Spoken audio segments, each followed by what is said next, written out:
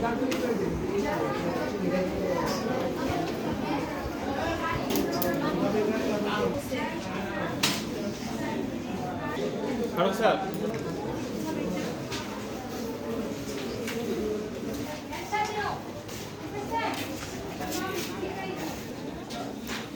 আলাইকুম। আমরা চলে আসছি আজকে সিংহের উপজেলায় রামনগরের বৃত্তি পরীক্ষার কেন্দ্রে। তো বৃত্তি পরীক্ষার যে আয়োজক কমিটির আহ্বায়ক, তার কাছে আমরা শুনবো আজকের এই বৃত্তির নামকরণ, কি কোন কোন শ্রেণী এবং কিভাবে তাদের মূল থিম, সবগুলো আমরা একটু বিস্তারিত শুনবো জনাব মোহাম্মদ ফারুক সাহেবের কাছ থেকে।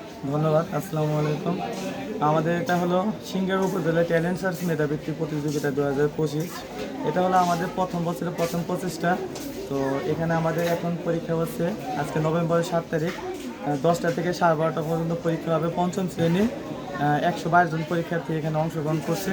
এরপর 2:30 থেকে 5টা পর্যন্ত চতুর্থ শ্রেণী, তা আগামীকাল শনিবার।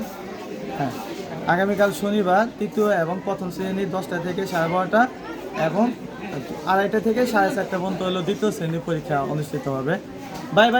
এই পরীক্ষায় পঞ্চম শ্রেণীতে কতজন শিক্ষার্থী অংশগ্রহণ করছে? পঞ্চম শ্রেণীতে হলে 122 জন শিক্ষার্থী অংশগ্রহণ। কয়টা স্কুল পার্টিসিপেট? 37টা স্কুল সিংহের উপজেলা থেকে, কয়েকটা সরকারি প্রাথমিক বিদ্যালয় আছে এবং সিংহের উপজেলা কিন্ডারগার্টেন থেকে। এই বৃত্তি পরীক্ষার রেজাল্ট কবে নাগাদ দিবেন, এরকম কোনো সিদ্ধান্ত নেই? আমরা আজকে পরীক্ষা হচ্ছে, পরীক্ষা তো আগামীকাল শেষ।